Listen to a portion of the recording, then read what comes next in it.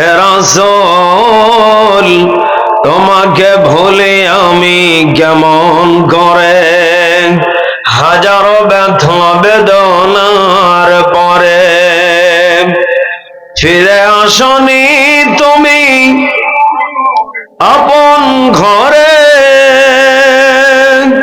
দিনের আলো তুমি ছড়িয়ে দিতে চলে গেলে মদিনায় মক্কা ছেড়ে। হে রাসূল তোমাকে ভুলি আমি, হে রাসূল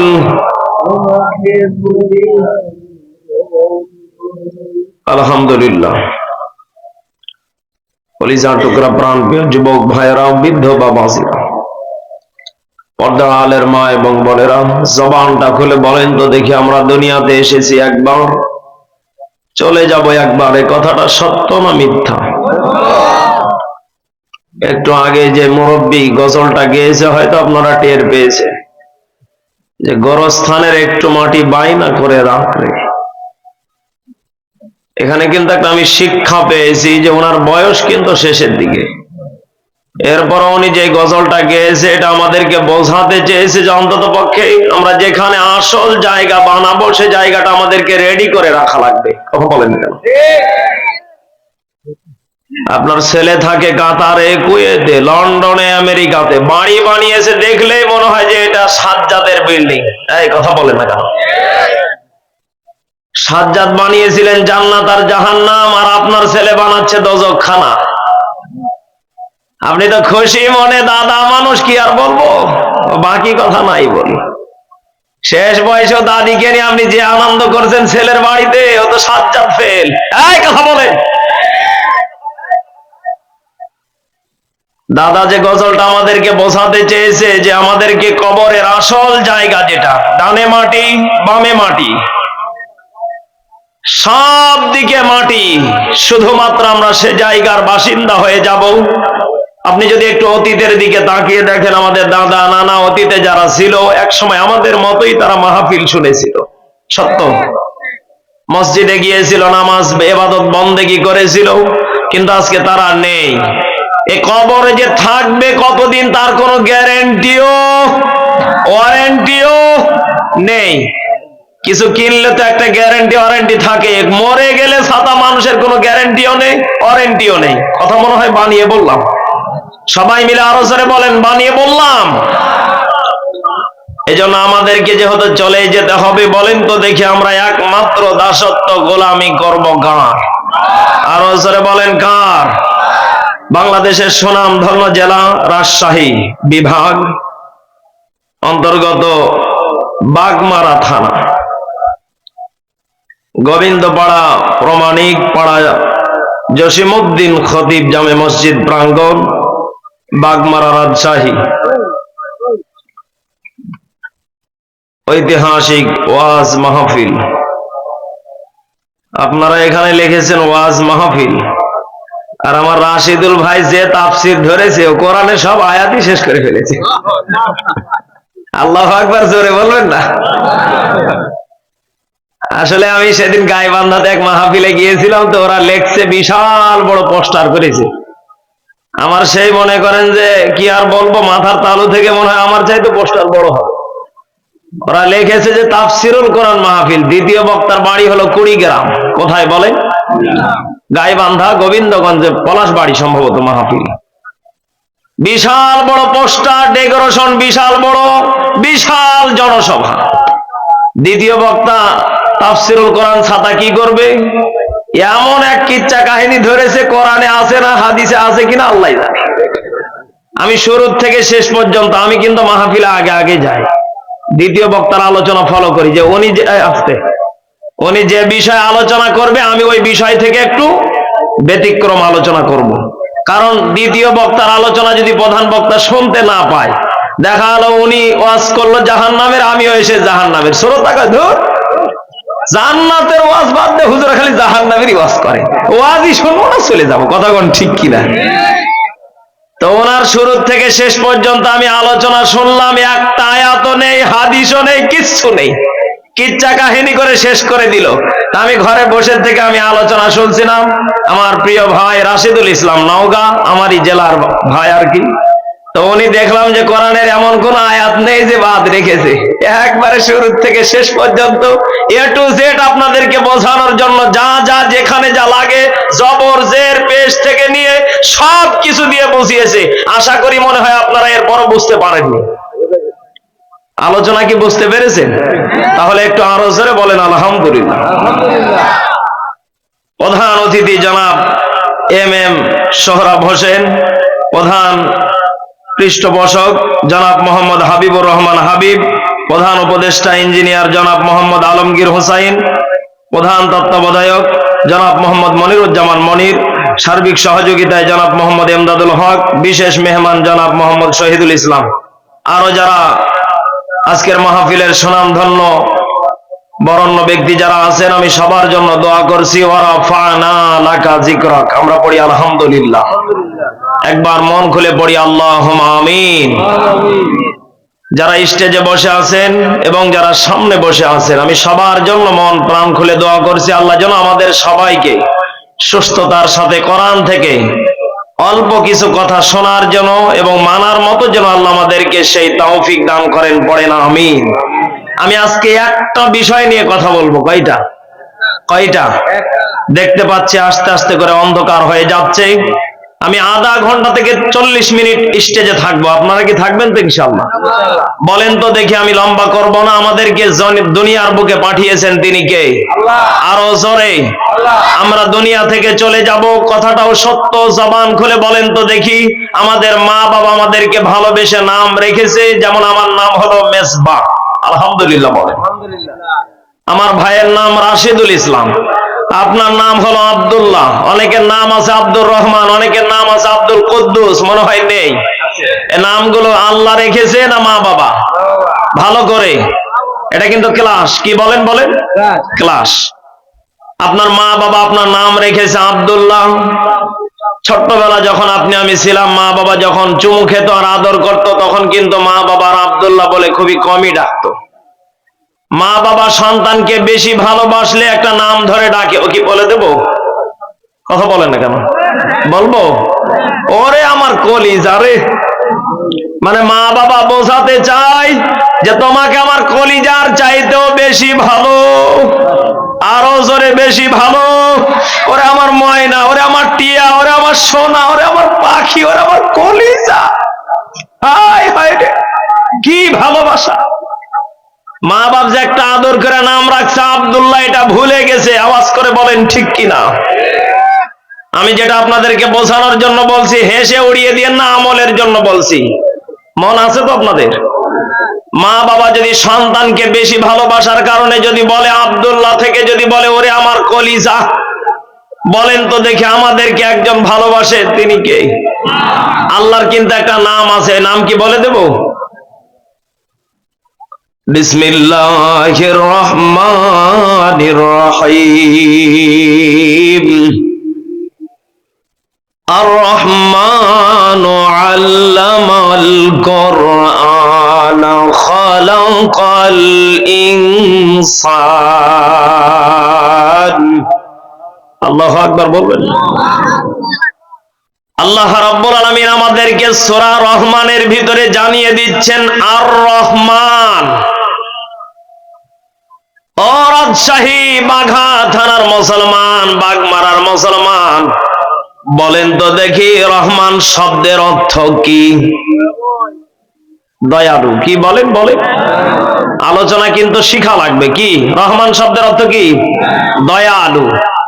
আচ্ছা বলেন তো দেখি, আল্লাহ যে শব্দটা ব্যবহার করলেন, এটা ভালো না খারাপের জন্য? আল্লাহ রাব্বুল আলামিন জানিয়ে দিচ্ছেন আমি যে দয়ালু, আমি যে একজন রব, আমি আল্লাহ রাব্বুল আলামিন দয়ালু শব্দটা ব্যবহার করেছি মুনাফিকদের জন্য না, ইমানদারের জন্য না, বেঈমানদের জন্য না, বিড়িখোরের জন্য না। আমি আল্লাহ রহমান শব্দটা ব্যবহার করেছি গোটা পৃথিবীর আশরাফুল মাখলুকাত শুধু না, যত যা কিছু সৃষ্টি করেছি সবার জন্য একমাত্র রহমান এবং দয়ালু রিজিক দাতা তিনি কে? আরো জোরে বলেন তিনি কে? ও বাংলার মুসলমান, যদি আল্লাহ এই নামটা যদি না রাখতেন, বলেন তো দেখি, যারা বেঈমান, যারা মুনাফিক, যারা সুদখোর, যারা ঘুষখোর, যারা বিড়িখোর, যারা জেনাখোর, বলেন তো আমি যাদের নামগুলো মুখে নিলাম এরা আল্লাহর পক্ষে না আল্লাহর বিপক্ষে? বলেন বলেন, পক্ষে। এই ভালো করে বসেন, কি পক্ষে না বিপক্ষে? আল্লাহর যারা বিপক্ষে আমি যে নামগুলো নিলাম, বিড়িখোর এটা আল্লাহর যদি বিরুদ্ধে চলে যায়, জেনাখোর যদি আল্লাহর বিরুদ্ধে চলে যায়, সুদখোর যদি আল্লাহর বিরুদ্ধে চলে যায়, ঘুষখোর যদি আল্লাহর বিরুদ্ধে চলে যায়, বলেন তো দেখি, আল্লাহ যদি রহমান যদি নামটা না দিতেন, আমার মন বলে শুধু তাই না, কোরআন জানিয়ে দিচ্ছেন সকাল সন্ধ্যা বেঈমানদেরকে ধ্বংস করে দিতে পারতেন, এমন ক্ষমতা রাখতেন তিনি কে? অথচ আমার দেশের কত মুনাফিক জোর গলায় কথা বলে, কি রে ভ্যান চালিয়ে আলু ভর্তা দিয়ে ভাত খাস, আর আমি দেখ আমার বেটা বিদেশ থেকে টাকা পাঠাই, আমার ছেলের কোনো যোগ্যতা নেই, এরপরও আমার বাড়ি বিল্ডিং টাকা পয়সা। বলেন তো দেখি, হারাম কাজে যারা জড়িত থাকে এদের গলার সাউন্ড কম না বেশি? বুঝে বলেন, মানে আপনাদের এলাকা তো আছে, তাহলে আওয়াজ তো জোরে বুঝে মনে হচ্ছে যে আছে নাকি? তাহলে সত্য করে বলেন তো দেখি, যারা নামাজি এরা পক্ষ নেয় কার?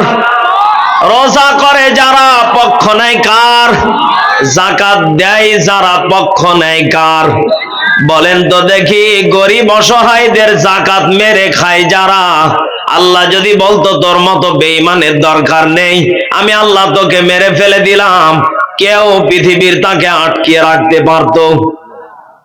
ও রাজশাহীর মুসলমান, তাহলে শিক্ষা নেন রহমান। মা বাবার সামনে সন্তান বারবার করে প্রস্রাব করে দিলে শীতের দিনে মা প্রস্রাবের প্যান্টটাকে ভারী মনে করে না, বাথরুম করে দিলে প্যান্টটাকে ভারী মনে করে না, বিছানায় প্রস্রাব পায়খানা করে দিলে মা বাবা যেমনি ভাবে ভারী মনে করে না। বান্দা হাজার পাপ করলে ও আল্লাহ তাকে মাফ করার জন্য হায়াতে জিন্দেগি বাড়িয়ে দেন, বারবার করে বান্দাকে ফেরেশতা দিয়ে সতর্ক করতে থাকেন, আল্লাহ বান্দাকে ভারী মনে করেন না। একটু আওয়াজ করে বলেন সুবহানাল্লাহ। এরপর যদি স্পষ্ট ভাষায় যদি আপনি আমার ভাষা না বোঝেন, ব্যর্থ আপনার। আল্লাহ রাব্বুল আলামিন আপনাকে আমাকে জানিয়ে দিচ্ছে, বান্দা রহমান শব্দের অর্থ যদি দয়ালু হয়ে থাকে, আমি যদি দয়াময় হয়ে থাকি, এ বান্দা 30 বছর 50 বছর 60 বছর 100 বছর পর্যন্ত হায়াত দিলাম, আমি আল্লাহ ওই বান্দাকে বেশি ভালোবাসি যেই বান্দার ভিতরে আমি আল্লাহর ভয়, বলেন বলেন, ভয়।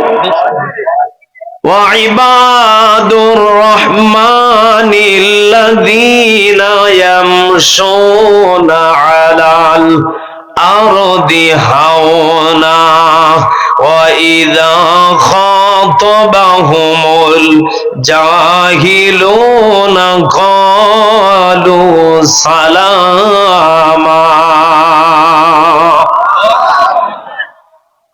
আল্লাহ রাব্বুল আলামিন কত সুন্দর করে জানিয়ে দিচ্ছে যারা রহমানের বান্দা। বলেন আমরা বান্দা কার? রহমানের। কার? বলেন বলেন, রহমানের বান্দা। আল্লাহ নিজে জানিয়ে দিচ্ছেন যারা রহমানের বান্দা, ইয়ামশুনা আলাল আরদি হাওনা, এই জমিনের উপরে যখন তারা চলবে, এই জমিনের উপরে যখন তারা চলাফেরা করবে, বলেন তো দেখি একমাত্র বিনয়ী নম্র ভদ্র হয়ে চলবে। এটাই রহমানের বান্দার পরিচয়। তাদের রাগ হবে না, তারা বিচক্ষণ হবে না, অহংকারী হবে না। বলেন তো দেখি, রহমান যেমনি ভাবে দয়া করে বান্দা তেমনি ভাবে চলবে, ওইটাই রহমানের বান্দার পরিচয়। আমার দেশে এমন মানুষ কম না বেশি? আরো জোরে। আমি একটু আগে দেখলাম আপনাদের মাহফিলে যখন সর্বপ্রথম আমি ঢুকলাম, ঢোকার পরে আমি প্রথমে একটা জিনিস ভেবেছিলাম, কি বলে দেব, রাগ করবেন না তো আপনারা। আমি যখন ওই একটা প্রথম ওইদিকে আর একটা গেট আছে, আমি ওই জায়গাতে দাঁড়িয়েছিলাম, দুইটা গেট না তিনটা, ওই মাথায় একটা গেট ছিল, আমি দাঁড়িয়েছিলাম। দেখি প্রায় 20 থেকে 30 জন যুবক একজনকে গার্ড দিয়ে নিয়ে আসতেছে। আমি প্রথমে মনে করলাম হয়তো এরা কোনো মাদ্রাসার বা স্কুলের ছাত্র হবে, আলোচনা শোনার জন্য আসিচ্ছে। পরে ক্যামেরাম্যান বলছে হুজুর দ্বিতীয় বক্তাকে নিয়ে যাচ্ছে। খুব ভালো করে খেয়াল করলাম, তাই তো ক্যামেরাম্যান রেডি, ভিডিও করিচ্ছে। আস্তে আস্তে করে যখন কাছে আসলো, দেখলাম কি ব্যাপার, বক্তা তো দেখা যায় না। একজন মানুষকে দেখা যাচ্ছে, মাথায় টুপি, প্যান্ট শার্ট সব ঠিক আছে, কিন্তু মাল নেই। একই গো, বক্তা কি এরা পাইলে, বক্তার মালই নেই। এই কথা বলে না কেন? আরে ভাই, বক্তার আসল জিনিসই নেই, নবীর যে সুন্নাত। আচ্ছা বলেন তো দেখি, আমি ঘরে যখন খাবার খাচ্ছিলাম, একজন মানুষ ঘরে ঢোকার সাথে সাথে বলছে বক্তা এত পিচ্ছি কেন? আমার যারা বক্তা পিচ্ছি মানে এক বেটির বাপ আমি। আর একটা লাইনে আছে, হবে কয়দিন পরে। পিচ্ছি মানে কি বলে এসব? মানে ওই যে দাড়ি নেই, আমার রাশিদুল ভাইয়ের তো মুখ ভরা দাড়ি, ওই মেজবা হুজুরের দাড়ি নেই দেখেই তো কত অপবাদ। পিচ্ছে হুজুর, ছোট হুজুর, ও ছাতা দাড়ি নেই, এত চ্যাংড়া হুজুর দাওয়াত দেয় কেন? আচ্ছা বলেন তো দেখি, আপনারা যাকে গার্ড দিয়ে নিয়ে আসলেন, অথচ মেজবা হুজুর আসার সময় কেউ নেই। আল্লাহ বলেন ইয়ামশুনা আলাল আরদি হাওনা, জমিনের উপরে যখন তারা চলবে, বলেন তো দেখি একমাত্র বিনয়ী হয়ে চলবে। ভয় করবে কাকে? আরো জোরে বলেন কাকে? যদি আপনি প্রকৃতপক্ষে যদি ইমানদার হয়ে থাকেন, আপনি যদি ইমানদার রহমানের বান্দা বলে যদি আপনি দাবি করে থাকেন, দুনিয়ার বুকে যখন আপনি চলবেন, আপনার পাড়া প্রতিবেশী, এলাকাবাসী, গরিব দুঃখী আপনার জন্য যখন দোয়া করবে, এই ছেলেটা আমাদের পাশে দাঁড়ায়, এই ছেলেটা আমাদের দিকে তাকায়, এই ছেলেটা বাড়িতে আসলে এমন ভাবে মিশে, এর বাবার এত কোটি কোটি টাকা, এই ছেলেটা এত কিছু, বড় ডক্টর, ইঞ্জিনিয়ার, কিন্তু তার ভাবে বোঝা যায় না। বলেন তো দেখি, গরিব দুঃখী যখন দোয়া করে বুকে টেনে নেয়, গরিবদের সাথে একমাত্র থাকেন তিনি কে? এখন বলবেন যে গরিবদের পাশে আল্লাহ থাকে আর কোটিপতিদের দিকে আল্লাহ থাকে না। আরে ভাই, আল্লাহ তো সব জায়গাতে আছে, কিন্তু গরিবদেরকে আল্লাহ বেশি ভালোবাসে। আলহামদুলিল্লাহ বলবেন। আমার ওস্তাদ আমাকে একটা কথা বলেছিল, বাবা এলেম যত অর্জন করবা তত সম্মান বাড়িয়ে দিবেন কে? দুনিয়াতে সম্পদ যত কামাবা হিসাবের তত টেনশন বাড়িয়ে দিবেন কে? এই কথা বলেন না কেন? কথা কি আমার বুঝতেছেন আপনারা? দুনিয়াতে যত এলেম অর্জন করবা বাবা, তত সম্মানের মালিক হবা, সম্মান পাবা, বড় বড় চেয়ার গুলো তোমাদেরকে আগিয়ে দেবে। আর দুনিয়াতে যত সম্পদ কামাবা, দুনিয়াতে যত কিছু টাকা পয়সা বাড়ি গাড়ি করবা, তোমাকে দুনিয়াতে বড় চেয়ার মানুষ দিতে পারে, কিন্তু তোমার রাত্রিবেলার ঘুমটা কেড়ে নিবেন তিনি কে? ও মুসলমান, কথা যদি বাস্তবেই মিলে যায়, হিসাব মিলিয়ে দেখেন গরিবদের পাশে আল্লাহ আছে কিনা দেখেন। ওদেরকে ঘুমের বড়ি খেতে হয় না, আল্লাহকে অত টাকাও লাগে না। ও ছাতা ঘুমাইলেই বাসতলাতেও ঘুম, গাছতলাতেও ঘুম, রাস্তাঘাটে শুইলেও ঘুম। আওয়াজ করে বলেন ঠিক কিনা? ইমানের পথে অবিচল থেকে আমার মরণ যেন হয় কোরআনের পথে অবিচল থেকে আমার মরণ যেন হয়। জোরে বলেন আমিন। তোমারই কাছে মিনতি আমার, তোমারই কাছে মিনতি আমার, হে রহিম দয়াময়। বলেন ঈমানের পথে অবিচল থেকে আমার মরণ যেন হয় কোরআনের পথে অবিচল থেকে আমার মরণ যেন হয়। জোরে বলেন আমিন। আমরা খুশি না বেজার? ঈমানের পথে যদি কেউ মরে জান্নাত না জাহান্নাম? আরো জোরে বলেন জান্নাত না জাহান্নাম? তাহলে আমি যেই কথা বলতে চাচ্ছিলাম, ইয়ামশুনা আলাল আরদি হাওনা, আয়াত পড়েছি মাত্র একটা। কয়টা?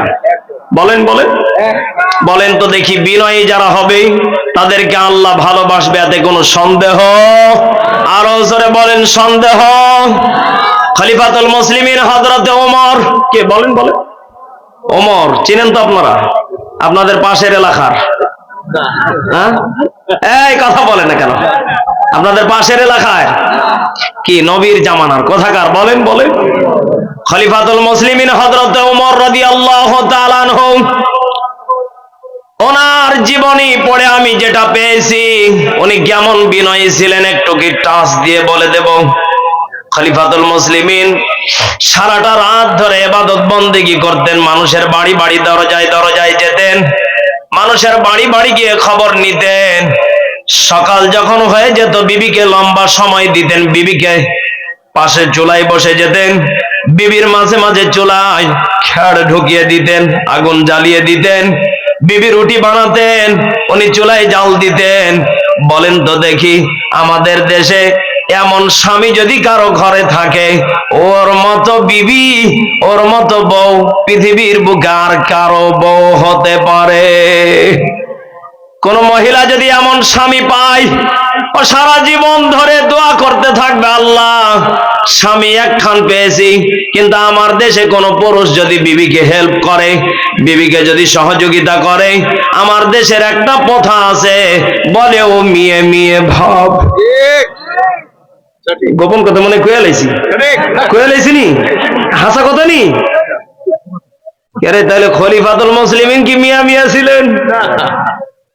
আল্লাহর নবীজি নিজেই বলতেছেন, আমি আমার বিবিদের পাশে দাঁড়াতাম, বিবিদেরকে সহযোগিতা করতাম, বিবিদের সুখ দুঃখের কথাগুলো আমি স্বামী হিসাবে পাওয়ার যোগ্য।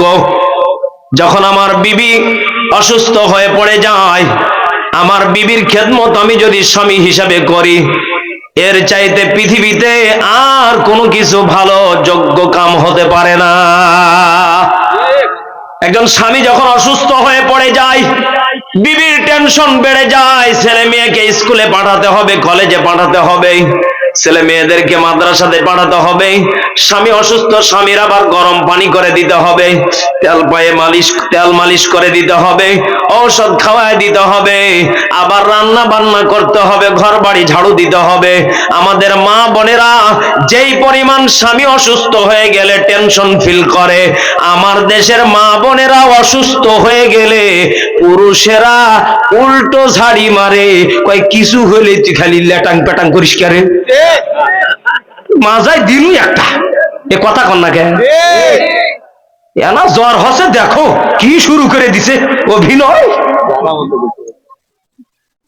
মা বোনেরা কিন্তু তখন মুসিবতে দোয়া পড়ে, আল্লাহ কি ফেরাউন নাকি, ওয়ানাজ্জিনি মিন ফিরআউনা ওয়া আমালিহি ওয়ানাজ্জিনি মিনাল কওমাজ জালিমিন। আল্লাহু আকবার বলবেন না? আমি তো ওই রাশিদুল ভাইয়ের মতো টান মেরে তেলাওয়াত করি না, যেটুকে মারতেছি ওইটুকু আল্লাহু আকবার জোরে বলে। আল্লাহু আকবার। ওয়ানাজ্জিনি মিন ফিরআউনা ওয়া আমালিহি ওয়ানাজ্জিনি মিনাল কওমাজ জালিমিন। ফেরাউনের বিবির নাম ছিলেন আসিয়া। এত পরিমাণ জুলুম পেয়েছিলেন, এত পরিমাণ কষ্ট পেয়েছিলেন, এত পরিমাণ আঘাত পেয়েছিলেন, এরপরেও ফেরাউনের বিবি আসিয়া একটা বারের জন্য স্বামীর জন্য বদদোয়া করেন নাই। আমার দেশের মা বোনেরা যত জুলুমের শিকার হয় স্বামীর প্রতি বদদোয়া করে না, কারণ তারা জানে পুরুষেরা রাগী। মনে হয় মিথ্যা, এই জন্য চুপ মেরে আছে। ঠিক জোরে ক, আরো জোরে। আল্লাহ নবীজি কত সুন্দর করে আমাদেরকে জানিয়ে দিচ্ছেন, আজকে থেকে আমল করবেন। এই আমলটা বলার পরে যদি কেউ বিবিকে পিটান, আমি মনে করব ওটা হলো ফেরাউনের উত্তরসূরি। কথা কি বুঝতে পারেন নাই আমার? আমি জানি যারা ফেরাউন হবেন না তারা আগে পালায় যাচ্ছেন। হুজুর আমি এই কায়দায় চলি, লাঠি রেডি রাখি হুজুর, খালি দরজা কথা কবার দিব না হুজুর, ও 14 তালাক তো দেওয়ার দিই, পিঠের উপর দিয়ে মই চালায় দিই, এজন্য উঠে চলে যাচ্ছে। কে বা বক্তা যদি থাকবার পারে, তোমরা পারবেন না? কে এরা কষ্ট করেছেন যেহেতু, এ তো প্রতিদিন না, আজকের দিন এরা করেন নাকি? হ্যাঁ, আল্লাহ নবীজি হাদিসের ভিতরে জানিয়ে দিলেন নারীদেরকে আল্লাহ দুইটা অভাব দিয়েছেন। কয়টা? আরো জোরে। আল্লাহ নবীজি নারীদেরকে দুইটা অভাব দিয়েছেন, এটা আল্লাহর পক্ষ থেকে নবীজি নিজেই জানিয়ে দিচ্ছেন। এক নম্বর হলো জ্ঞান কম। কি বলেন? বলেন, জ্ঞান কম। নারীদেরকে আল্লাহ জ্ঞানের অধিকারী কম বানিয়েছে। এখানে হয়তো প্রশাসনের ভাইয়েরা থাকতে পারেন, যারা বিচার কার্যালয়ে গেছেন, দেখবেন বিচারপতি যিনি থাকে, যদি মহিলা, যদি কোনো সাক্ষী থাকে, একটা মহিলা দিয়ে সাক্ষী নেয় না। দুইজন মহিলা কিন্তু কাঠ গড়াতে দাঁড় করা হয়, কারণ নারী জাতি হলো জ্ঞান কম। এরা চিন্তা করে আমার স্বামীকে জাহান্নামে দেব, আমার স্বামীকে জেলখানাতে ঢোকাবো, ও জানে আমার স্বামীর দোষ, এরপর স্বামীর পক্ষে কথা বলে। বলেন তো দেখি, আল্লাহ রাব্বুল আলামিন নারীদেরকে জ্ঞান কম দিয়েছেন, এই জন্য নারীরা যদি একটু বেশি কথা বলে, এক্সেস কথা বলে, নারীদের কথায় রাগা যাবে না, কারণ এদেরকে জিলাপি প্যাঁচের মতো করে বানিয়েছেন তিনি কে? আরো জোরে বলেন, তিনি কে? অনেক মা বোন আছে কয় হুজুর তাহলে আজকে থেকে বাঁচলাম। ওরা কিন্তু মুসিবতের দোয়া অলরেডি পড়ি ফেলেছিল, ওরা কিন্তু মনে মনে দোয়া করছে আজকে থেকে বাঁচলাম। যাদের স্বামী পিটায় ওই মহিলাগুলো মনে মনে দোয়া করছে হয়তো হেদায়েত হবে। কি হবেন না আপনারা? আল্লাহ নবীজি বলছেন, আমি যখন লক্ষ্য করতাম আমার বিবি আয়েশা, কে বলেন? বলেন, আয়েশা। আয়েশার দিকে আমি লক্ষ্য করতাম, খাদিজাকে আমি যতদিন পর্যন্ত নিয়েছিলাম কোনদিন আমাকে বিরক্ত করে নাই, কারণ খাদিজা বেশি জ্ঞানের অধিকারী ছিলেন। খাদিজা কিন্তু একজন ব্যবসায়িকের একজন মেয়ে ছিলেন। খাদিজা এত পরিমাণ বুদ্ধিমান ছিলেন, আম্মাজান খাদিজা কোনদিন রাসূলকে বিরক্ত করেন নাই। আর আম্মাজান আয়েশা নবীজিকে মাঝে মাঝে বিরক্ত করতেন। ইয়া রাসূলুল্লাহ, আমাকে আমলের কথাটা আপনি বলে দেন, আমি আয়েশা বড় খুশি হয়ে যাব। ইয়া রাসূলুল্লাহ, আমাকে অমুক আমলের কথাটা বলে দেন, আমি আয়েশা খুশি হব। এই জন্য আল্লাহ নবীজি বলেছেন, নারীরা একটু এক্সেস কথা বলা পছন্দ করে, বিশেষ করে গ্রাম অঞ্চলের মা বোনেরা। একটু বকরিতে যদি খালি পাতা খেয়াল হয়, হায় আল্লাহ, সব শেষ।